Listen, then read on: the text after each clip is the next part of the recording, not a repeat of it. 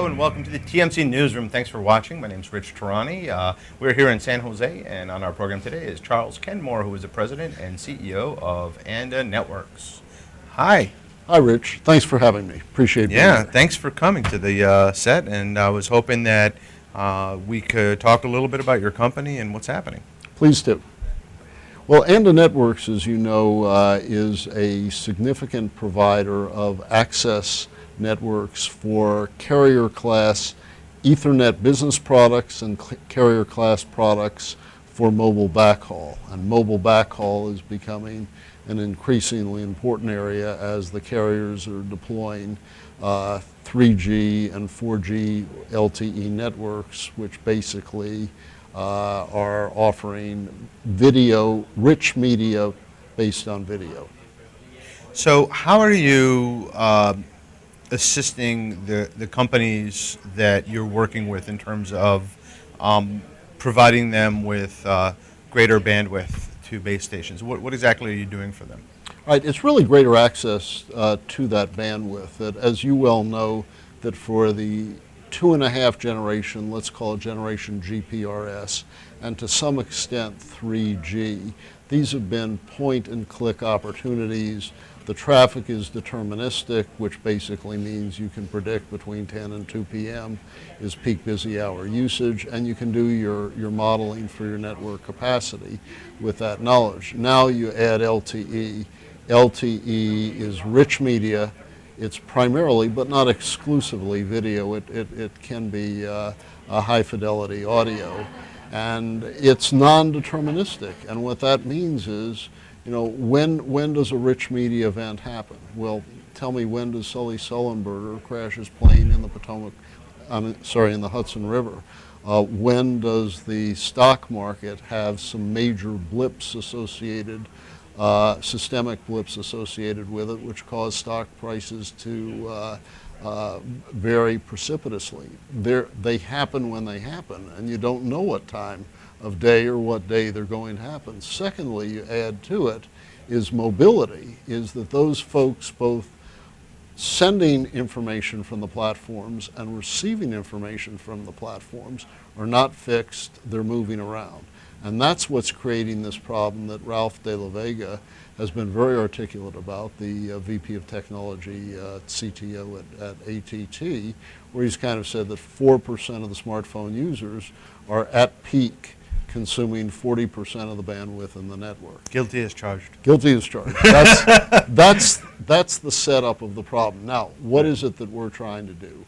What we are doing is providing a series of fiber aggregation and access products and copper access products that are most importantly tied together with a standards-based technology that we have added some patentable capabilities to that we call shallow packet inspection.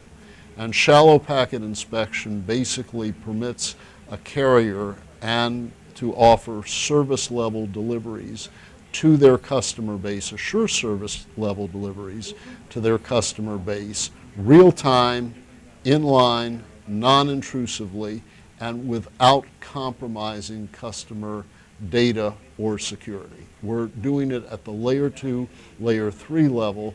We're not looking at the layer 4 application level.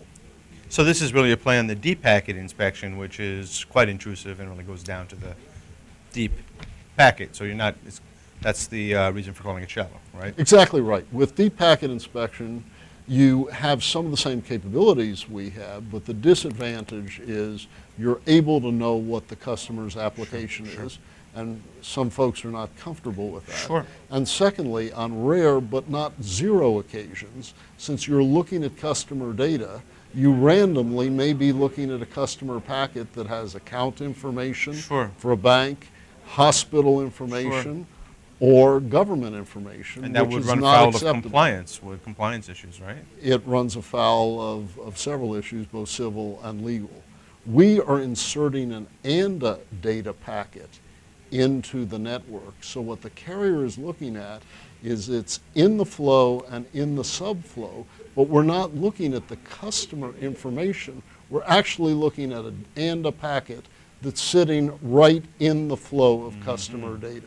So we have no way of compromising customer information, but by the same token, we are able to communicate to the carrier what's happening in the network, and we have that's our ether probe. Our ether stream permits the carrier then to reallocate those flows and the bandwidth associated with it to users as the network needs evolve. Now, you said that you're not actually getting to the application layer, but Right. What does this allow the carrier to provide then? Exactly what does that laundry list look like that they provide to their customers of services based upon your technology? Let me give you an example. If Okay. you were a user of, let's say, a smartphone, Okay. and you were over-consuming the amount of bandwidth Okay. that was presumably allocated to you, and that's what Ralph de la Vega means when he's talking about the 4% of users Sure. use 40% at peak. And the next user comes on the line randomly. They might be denied service, they might have diminished service, or there might be dropped calls. And it happens totally on a random basis. What shallow packet inspection with its attendant products, Ether Probe and Ether Stream, permits the carrier to do is rate mediate down that user of the smartphone, permitting the other user to come in and be able to access the network. Makes sense. So what's next for the company? Well, next for the company is we're working with a number of the major radio access network platform manufacturers. One major one in the United States has already adopted us as a partner, and we're quite far along with one in Europe and one in Asia Pac. In addition to that, we are working with the carriers themselves to specify the technology that will be resident in our product, and we're also open to licensing it to partners and others.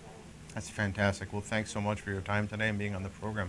It was a pleasure to meet you, and Rich, thank you for having me. yeah, good luck.